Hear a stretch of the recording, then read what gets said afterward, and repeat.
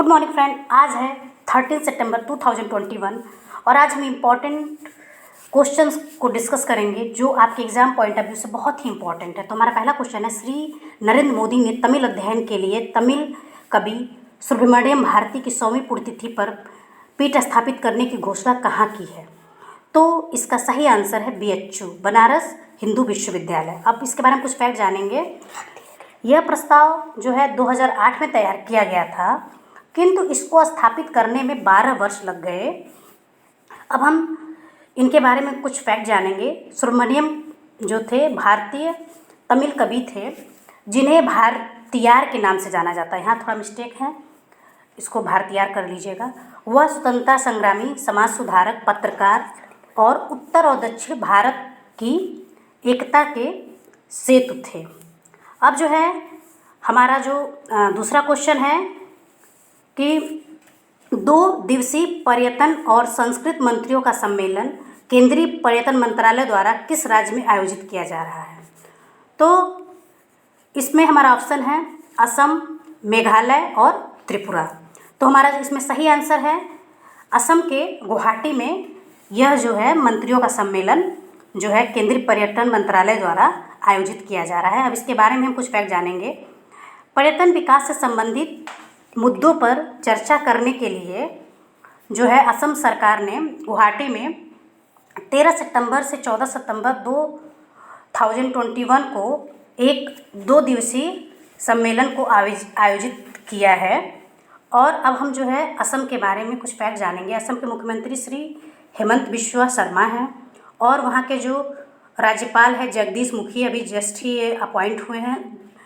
और जो मुख्य न्यायाधीश हैं वो सुधांशु धूलिया है। अब हमारा नेक्स्ट क्वेश्चन है कि भारत किस देश के साथ मिलकर climate action and finance mobilisation dialogue CAFD का शुभारंभ करेगा?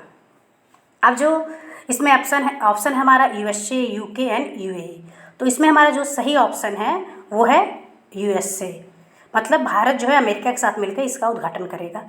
अब जो है हम इसके बारे में कुछ फैक्ट जानेंगे। जो CAFD है यह जलवायु से संबंधित कार्यक्रम है और जलवायु संबंधी अमेरिका के जो विशेष दूत हैं जॉन कैरी, वो इस सम्मेलन के लिए भारत आएंगे और इस बैठक में भारत और अमेरिका के बीच वैश्विक जलवायु व स्वच्छ ऊर्जा एजेंडे पर चर्चा की जाएगी। साथ ही साथ इस सम्मेलन में CAFD का भी शुभारंभ होगा।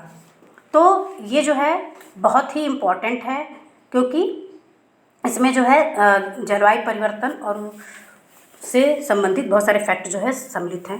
अब जो चौथा है हमारा क्वेश्चन कि नुआखाई नामक कृषि उत्सव किस राज्य में मनाया गया? तो इसका जो ऑप्शन है उड़ीसा, पंजाब और हिमाचल प्रदेश। तो इस संदर्भ में हमारा जो आंसर है वो है उड़ीसा। अब जो है हम इस त्यौहार के बारे में कुछ फैक्ट जानेंगे। जो यह नुआखाई त्यौहार है वह एक कृषि त्यौहार है जो उड़ीसा में अच्छी फसल पर भगवान को धन्यवाद देने और पूजा अर्जित करने के लिए मनाया जाता है। तो ये त्यौहार जो है बहुत ही इम्पोर्टेंट है और एग्ज़ाम पॉइंट ऑफ व्यू से भी बहुत इम्पोर्टेंट है और ये एग्ज़ाम में बार बार पूछा जाता है, तो आप इसको लर्न कर लीजिएगा।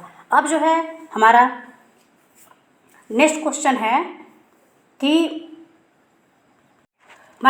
है गुजरात के नए मुख्यमंत्री कौन बने हैं? तो अभी गुजरात के मुख्यमंत्री ने कल ही परसों में इस्तीफा दे दिया था।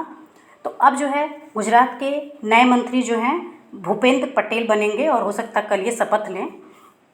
तो हमारा सही आंसर है भूपेंद्र पटेल। अब जो है गुजरात के बारे में जानिए कि गुजरात के जो राज्यपाल हैं वो हैं आचार्य देवव्रत। अब जो है हमारा नेक्स्ट क्वेश्चन है कि किस केंद्र शासित प्रदेश में पहला कला और संस्कृति केंद्र स्थापित किया गया है? तो इसका सही आंसर है कश्मीर। कश्मीर की राजधानी श्रीनगर में इसका मतलब ये केंद्र जो है वो स्थापित किया गया है। अब जो है इसके बारे में कुछ फैक्ट जानेंगे कि जम्मू कश्मीर के श्रीनगर में पहला कला और संस्कृति केंद्र स्थापित किया गया है और वहाँ के जो उपराज्यपाल हैं मनोज सिन्हा हैं। अब हमारा नेक्स्ट क्वेश्चन, हाल ही में भारत के किस राज्य ने डेनमार्क के साथ ऊर्जा बनाने के लिए समझौता किया है? तो हाल ही में जो हमारे भारत का राज्य जो तमिलनाडु है उसने डेनमार्क के साथ एक समझौता किया है। इसके बारे में कुछ फैक्ट जानेंगे कि तमिलनाडु जो है वो हरित ऊर्जा के क्षेत्र में कदम बढ़ाते हुए डेमनार के साथ मन्नार की खाड़ी कहाँ है? ये भारत और श्रीलंका के बीच में ये है, समुद्र की खाड़ी है ये, और इसमें जो है ये ऊर्जा द्वीप को स्थापित करेगा।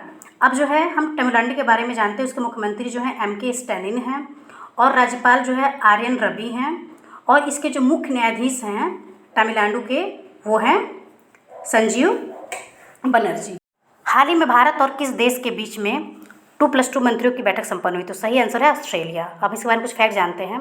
इस बैठक में ऑस्ट्रेलिया के रक्षा मंत्री और विदेश मंत्री तथा भारत की तरफ से राजनाथ सिंह और डॉक्टर एस जयशंकर ने भाग लिया था। 2+2 वार्ता का मतलब क्या होता है कि दोनों देशों की तरफ से दो मंत्री जो है इस बैठक में भाग लेते हैं। तो ऑस्ट्रेलिया के रक्षा मंत्री और विदेश मंत्री और भारत के रक्षा मंत्री और विदेश मंत्री दोनों ने इसमें भाग लिया था, इसलिए इसको 2+2 वार्ता का नाम दिया जाता है, और ये जो है ऑस्ट्रेलिया में हुआ। अब नेक्स्ट हमारा क्वेश्चन है कि इजराइल एरोस्पेस इंडस्ट्री और DRDO ने कौन सी वायु प्रणाली विकसित की है? तो इसका हमारा सही आंसर है MKSAM। यह जो है एक मिसाइल है, जिसके बारे में हम एक फैक्ट जानेंगे, कुछ फैक्ट। तो यह एक सरफेस टू एयर मिसाइल है। यह मिसाइल 70 से 100 किलोमीटर तक की दूरी को भेदने में कारगर है, और इस मिसाइल को हमारे जो रक्षा मंत्री हैं श्री राजनाथ सिंह ने जैसलमेर में भारतीय सेना में इस मिसाइल को शामिल किया है। और हमारा नेक्स्ट क्वेश्चन है कि हाल ही में बाजरा मिशन का शुभारंभ किस राज्य में किया गया? तो इसका सही आंसर है जो है हमारा छत्तीसगढ़। अब इसके बारे में कुछ फैक्ट जानेंगे। हाल ही में छत्तीसगढ़ सरकार ने बस्तर के सभी जिलों में इसको शामिल किया है, और इस मिशन का उद्देश्य सिर्फ इतना है कि हमारे कृषकों में बाजरे के उत्पादन को बढ़ावा देना। और ये छत्तीसगढ़ के जो बस्तर जिला है, आपको पता होगा कि ये नक्सलवादियों से बहुत प्रभावित जिला है। अब हमारा नेक्स्ट जो है वो क्विज टाइम, हम 2 क्विज आपको पढ़ रहे हैं, इनका जवाब आपको हमारे कमेंट बॉक्स में देना है। पहला क्या है, बिटकॉइन अपनाने वाला दुनिया का प्रथम देश कौन है? और दूसरा हमारा क्वेश्चन है कि टोक्यो ओलंपिक में भारत में कितने स्वर्ण पदक मिले?